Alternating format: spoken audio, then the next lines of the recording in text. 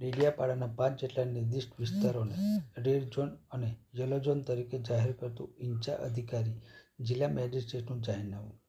જાહેરનામામાં દર્શાવ્યા મુજબ રેડ ઝોનમાં આવતા 66 kV substation Dediapada, 66 kV substation બલ, 66 kV સબસ્ટેશન ચિગદા, 66 kV ખડીપાડા સબસ્ટેશન તેમજ તેવી જ રીતે ઉક્ત જાહેરનામામાં દર્શાવ્યા મુજબ યલો ઝોનમાં આવતા ડેડિયાપાડા દૂધધારા ડેરી 100 મીટર ત્રિજ્યા તેમજ અપવાદરૂપ કિસ્સામાં પોલીસ વિભાગના સુરક્ષા બળોના તેમજ પોલીસ વિભાગ તથા નાગરિક ઉડ્ડયન વિભાગ તરફથી મળેલ પરવાનગીના સંસાધનોને આ જાહેરનામાથી મુક્તિ આપવામાં આવી છે.